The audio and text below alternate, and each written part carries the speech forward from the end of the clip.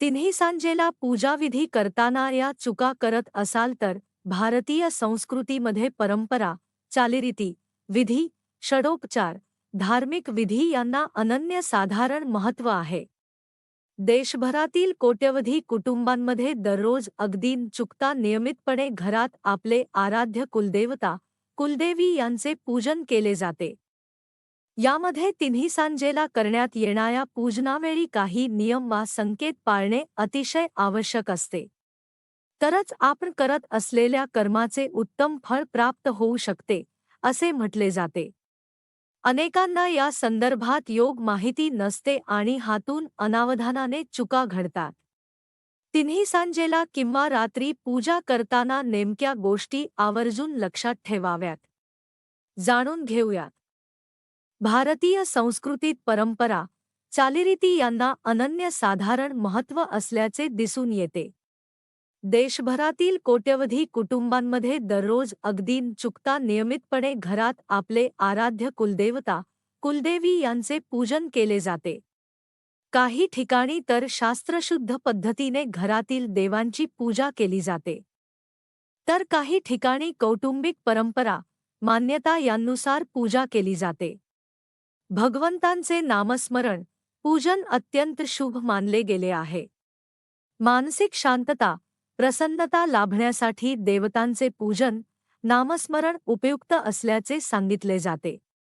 आराध्य देवता, कुलदैवत यांच्या पूजनामुळे कौटुंबिक सुख, समृद्धी वृद्धिंगत होते.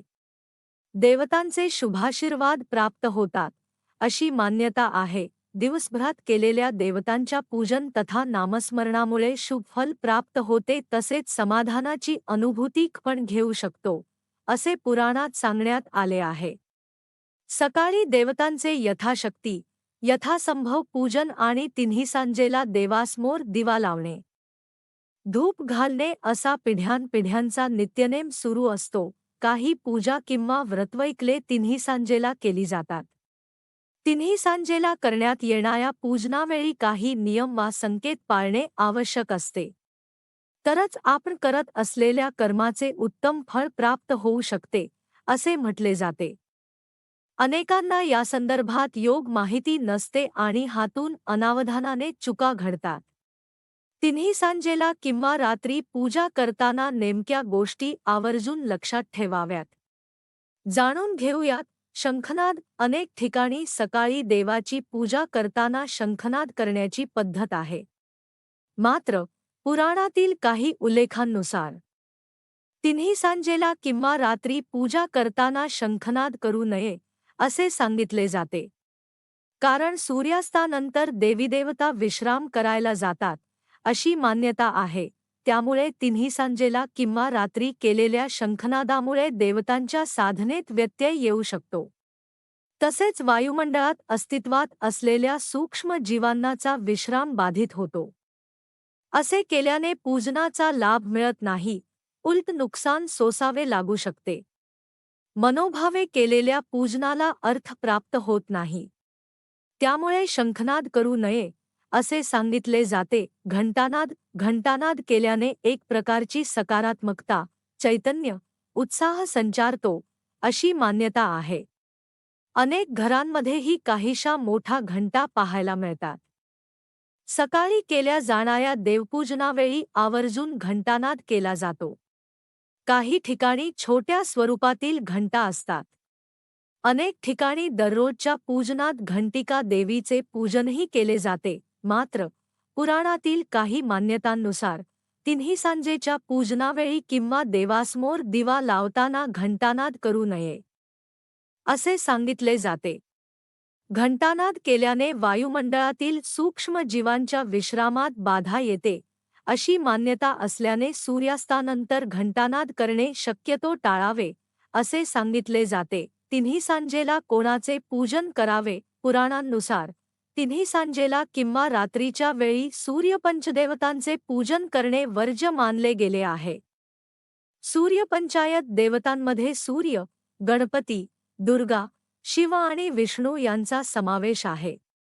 तिन्ही सांजेला सदर सूर्यपंचदेवतांचे पूजन करू नये, असे मानले जाते. याशिवाय गणपती इत्यादी देवतांचे पूजन करावे असा सल्ला दिला जातो. तिन्ही सांजेला किंवा रात्री यांचे पूजन करणे शुभ लाभदायक ठरते. तसेच या देवतांचे शुभाशीर्वाद प्राप्त होतात अशी मान्यता आहे. तर दुसरीकडे तिन्ही सांजेला किंवा रात्री सूर्यपंचदेवतांचे पूजन केल्यास अनेक समस्यांना सामोरे जावे लागू शकते असे सांगितले जाते. तुळस श्री विष्णूंसह अन्य देवतांच्या पूजनात तुळशीच्या पानांचे विशेष महत्त्व आहे. मात्र सूर्यास्तानंतर तुळशीची पाने तोडू नयेत. एवढेच नव्हे तर तुळशीच्या पानांना स्पर्शही करू नये असे म्हटले जाते. शास्त्रांनुसार तिन्ही सांजेला किंवा रात्री तुळशीची पाने तोडणे किंवा त्यांना स्पर्श करणे वर्ज्य मानले गेले आहे.